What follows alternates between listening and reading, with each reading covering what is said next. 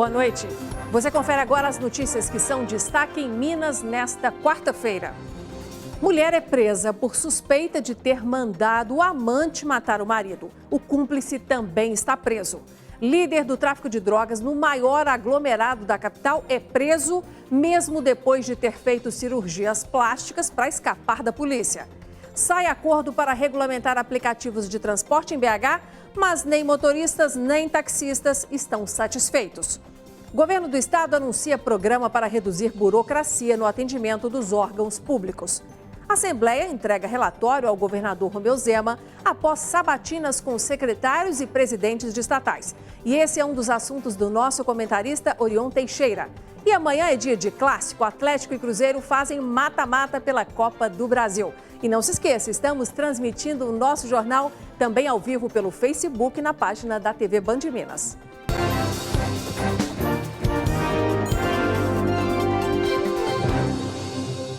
A mulher que mandou o amante matar o marido em Belo Horizonte foi presa e apresentada hoje pela Polícia Civil. Segundo os investigadores, a motivação foi um seguro de vida. Nossa repórter Luciana Viana traz os detalhes.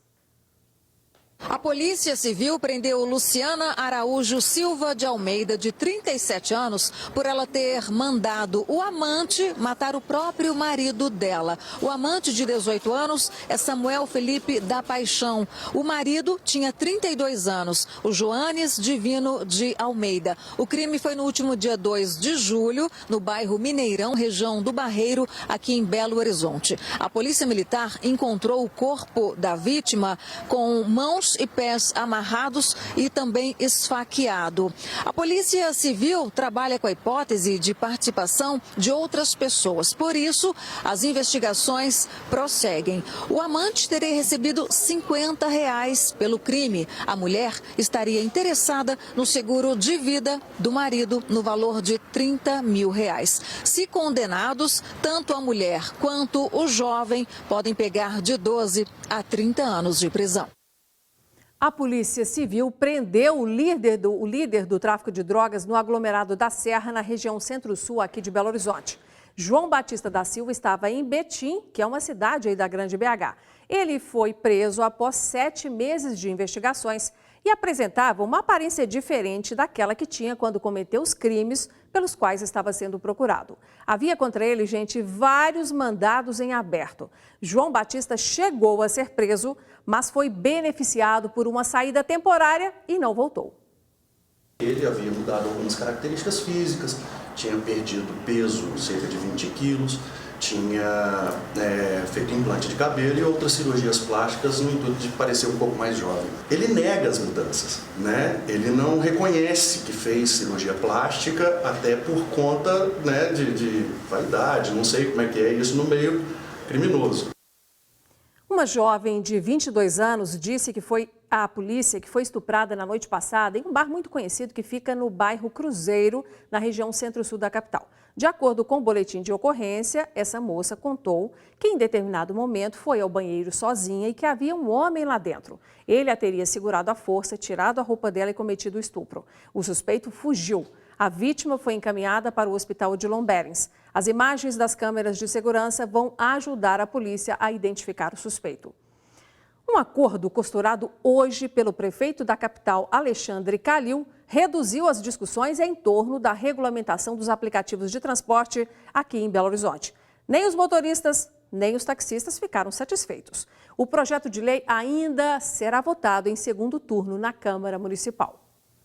Após uma série de reuniões, o prefeito de Belo Horizonte informou no início desta quarta-feira que estava pronto para a votação o projeto de lei que regulamenta a atividade dos motoristas de aplicativos na capital. Não posso deixar de agradecer aqui, principalmente, os táxis, que são na maioria autônomos, e os motoristas de aplicativos, que todos abriram mão de alguma coisa. E ficou para regulamentação da prefeitura, mas já acertado em reunião, a idade, dos carros e tudo que eu disser aqui vale tanto para os táxis quanto para os aplicativos. 3 pontos principais foram acordados.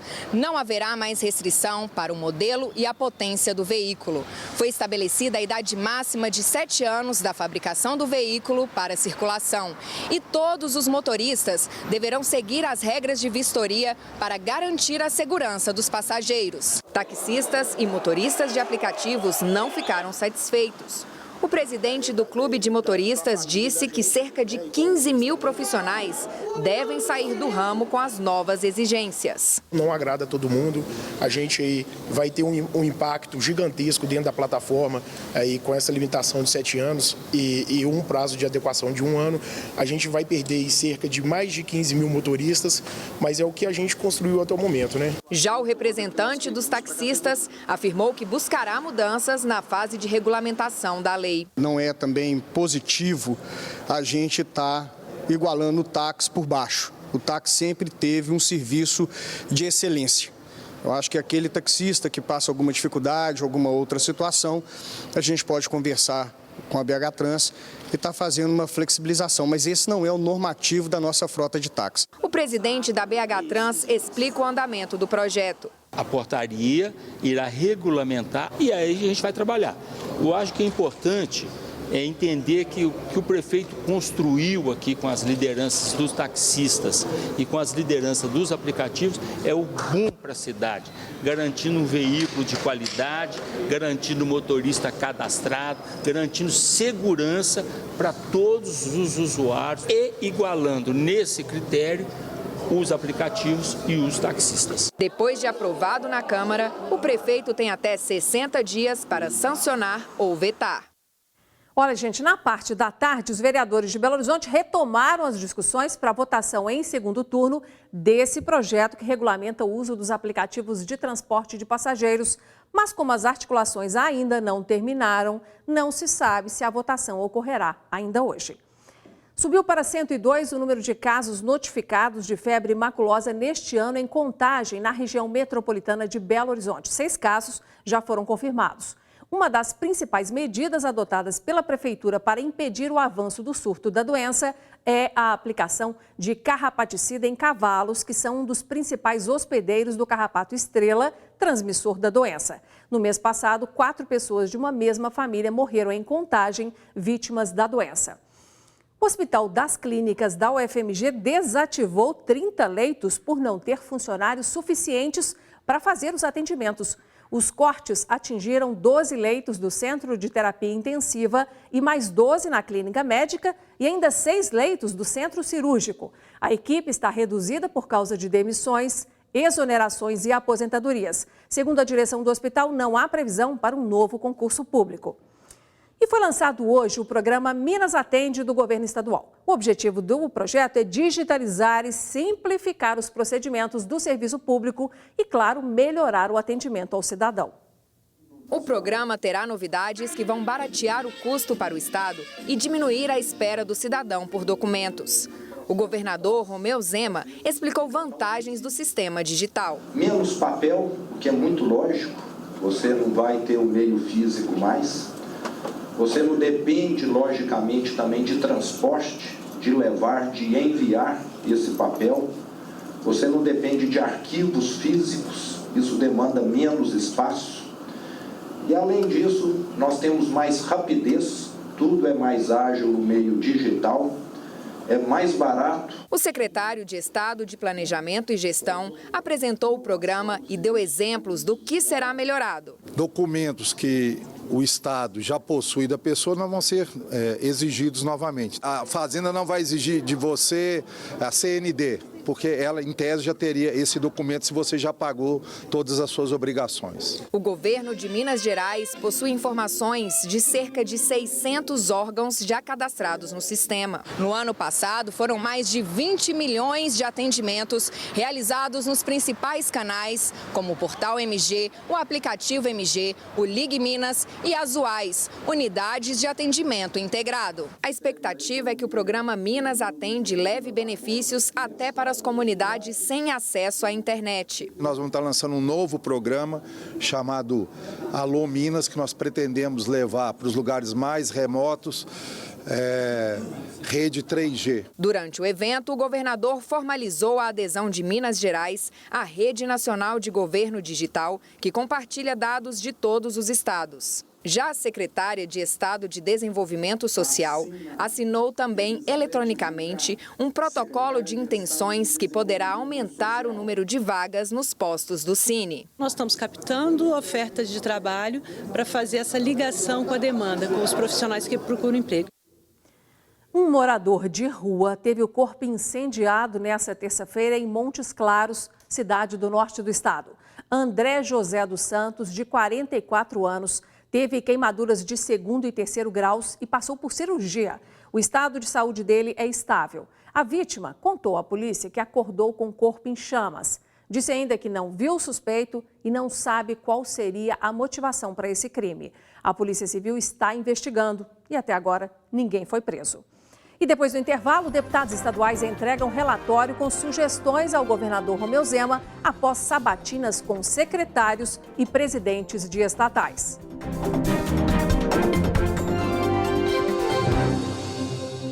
Estamos de volta e o assunto é política.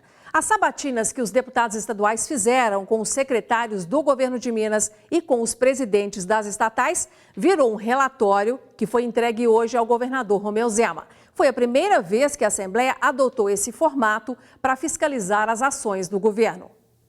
O primeiro ciclo do Assembleia Fiscaliza sabatinou secretários de governo e presidentes de estatais em 16 reuniões. Os secretários aqui vieram, fizeram seus compromissos, disseram as suas metas, os seus objetivos e a Assembleia vai cobrar. Esse caráter fiscalizatório, mas acima de tudo, um caráter também colaborativo. Não se trata de simplesmente apontar os erros, mas de mostrar aonde estão os recursos e quais são as soluções. O relatório fez recomendações para o governo enfrentar a crise fiscal, retomar os investimentos e crescer a economia.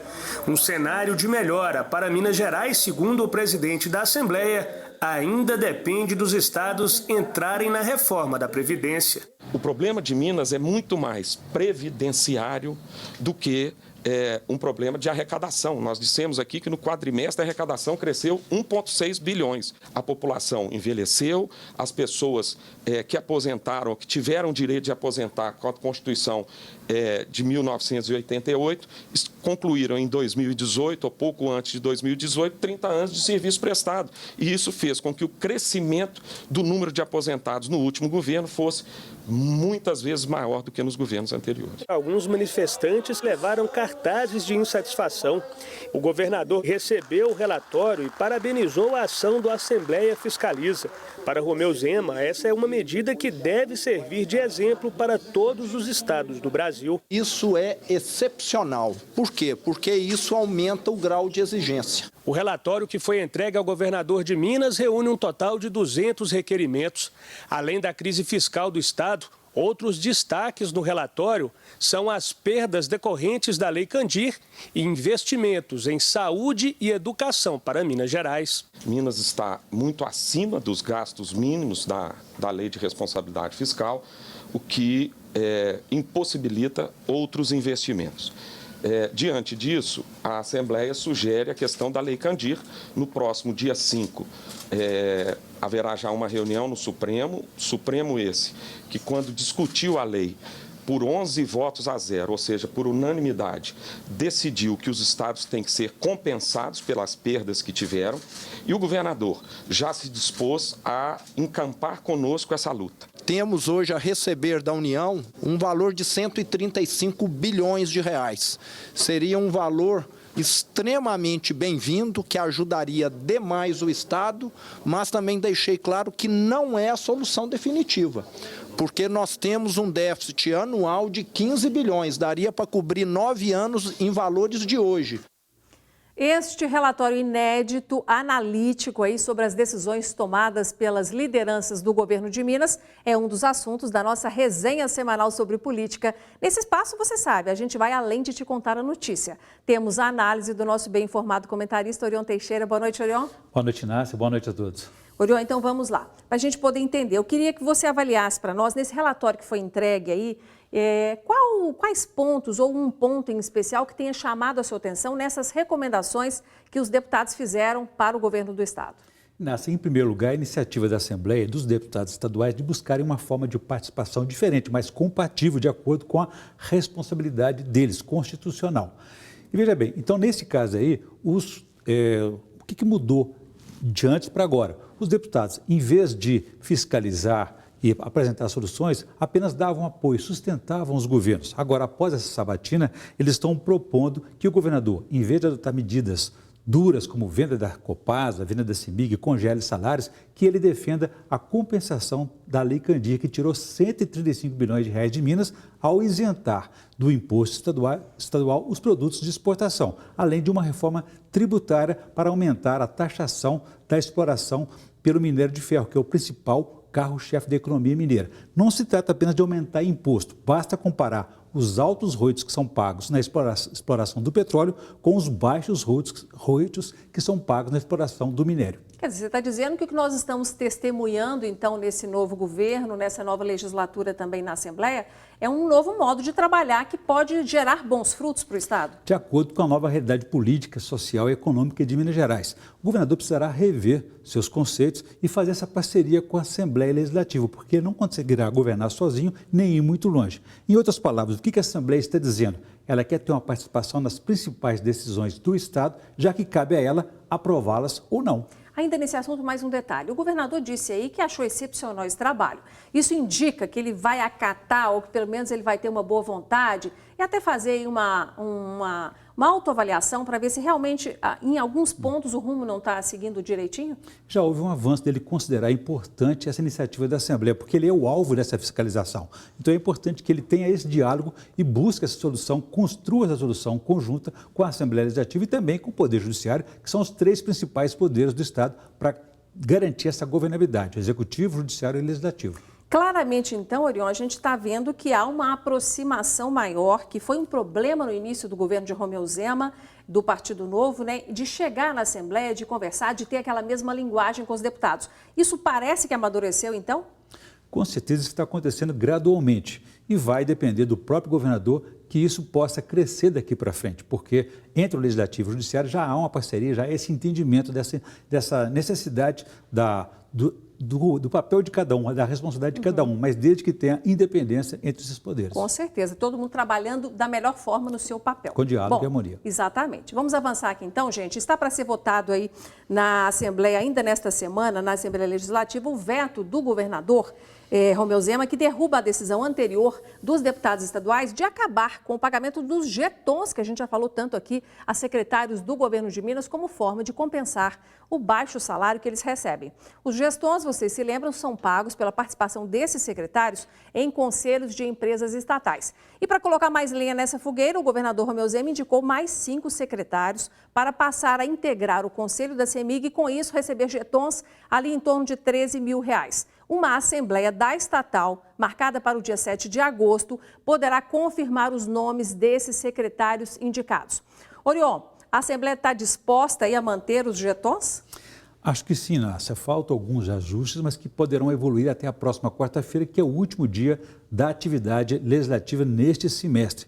Os deputados estaduais estão convencidos que não há outra saída ao governador de manter essa prática condenável, como disse o próprio Romeu Zema, de pagar os jetons para manter a equipe. Caso contrário, ele perderá alguns secretários que não ficarão por considerarem baixo os salários pouco atraentes de R$ 8.500. Se não for votado até quarta-feira, com certeza será na primeira semana de agosto e com a tendência de manter o veto do governador para que o pagamento dos jetons também seja mantido. Tá certo, você acompanha e traz as análises para nós. Vamos então para o nosso último destaque dessa conversa com o Orion.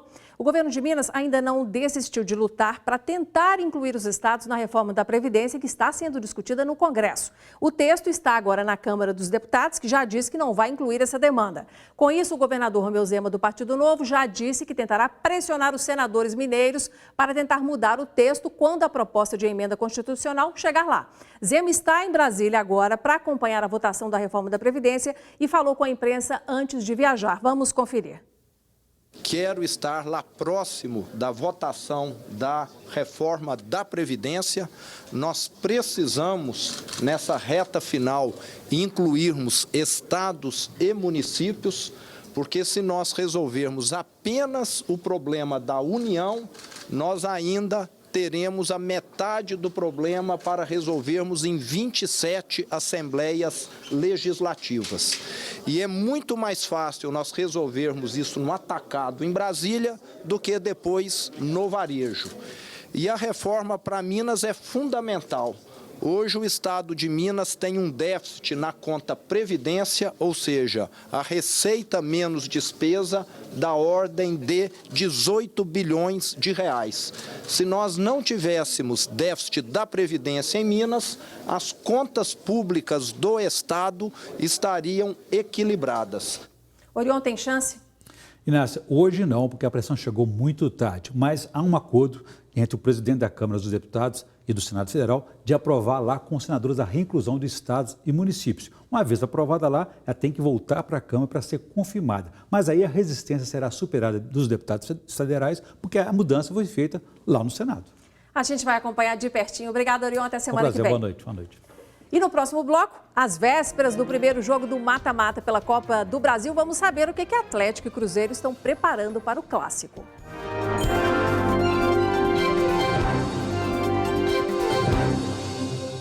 Cerca de 15 mil celulares roubados ou furtados aqui em Minas foram bloqueados nos últimos 12 meses pela atuação da Central de Bloqueio de Celulares do Estado, a CBLOC. Após fazer o registro do boletim de ocorrência, a vítima tem 48 horas para pedir o bloqueio pelo site da Secretaria de Estado de Justiça e Segurança Pública. Poderá ser usado apenas o número do celular ou também o MEI, se você tiver. Após 48 horas, o bloqueio só será feito nas unidades policiais. Atenção, hein? Segundo a polícia, fazendo o bloqueio do aparelho roubado pelo sistema, se o celular for recuperado, o desbloqueio é mais fácil. Se você quiser mais detalhes sobre o CBLOC, ligue para 0800 283 0190.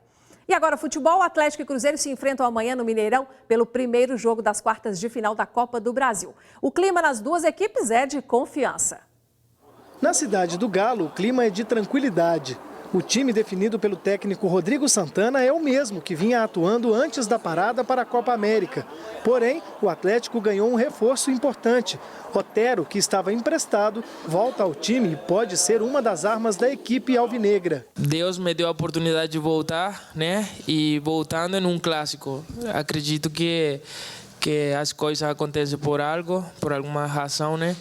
E eu estou muito feliz, estou muito ansioso também pela minha volta e por jogar nesse clássico. Não sei se vou titular, não sei se vou ficar no banco, mas acredito que posso ter alguns minutos para jogar e vou aproveitar o 100%. Uma classificação sobre o maior rival seria a confirmação de uma equipe em crescimento. Otimismo que é visto com cautela e muito respeito. Belo Horizonte todo para assistir o jogo, a gente vai jogar nosso futebol, fazendo o trabalho que está sendo feito com o treinador, respeitando obviamente o time rival, mas é um jogo muito diferente a todos os outros jogos. E se por um lado a turma aqui na cidade do Galo está tranquila para o clássico desta quinta-feira, por outro, o Cruzeiro enfrenta a maior crise institucional da história e vai para campo cheio de problemas. A diretoria enfrenta denúncias de lavagem de dinheiro e falsidade ideológica e tem tido dificuldades para colocar a folha salarial em dia. Mas os jogadores estão focados no jogo e não devem deixar a crise chegar às 4 linhas. Não vai interferir nada porque o objetivo nosso é passar, é o maior rival, é um jogo que vai parar a cidade. Então o torcedor, eu tenho certeza também que o torcedor tá com a gente, o torcedor quer saber do que vai acontecer quinta-feira. Então acho que a gente tem que se empenhar, se entregar, esquecer tudo isso que está acontecendo, porque eu acho que esses 2 jogos são mais importantes do que está acontecendo agora. O Cruzeiro joga sem Raniel, que foi para o São Paulo, e sem Rodriguinho, que se recupera de uma cirurgia. A partida é válida pelas quartas de final da Copa do Brasil, mas a posição dos 2 times do Campeonato Brasileiro reflete bem a situação atual. Enquanto o Atlético ocupa o 5º lugar no Brasileirão, o Cruzeiro amarga o 18º e está na zona de rebaixamento. E acaba de sair uma notícia sobre o Cruzeiro. Um juiz da 12ª Câmara Civil de Belo Horizonte determinou nesta quarta-feira o afastamento de Itair Machado do cargo de vice-presidente de futebol do clube. O afastamento trata-se aí, gente, de um recurso de agravo de instrumento que foi interposto por associados e por conselheiros do Cruzeiro devido à decisão da 22ª Vara Civil de Belo Horizonte no dia 3 de julho, que indeferiu o pedido de afastamento de Itair. Para você rever todo o conteúdo do nosso jornal, compartilhar com seus amigos e familiares as reportagens, você pode acessar o youtube.com ou então facebook.com no nosso perfil TV Band Minas. Combinado? Estaremos de volta amanhã com muitas notícias sobre Minas Gerais. Eu agradeço a sua atenção por hoje e te espero amanhã. Até lá.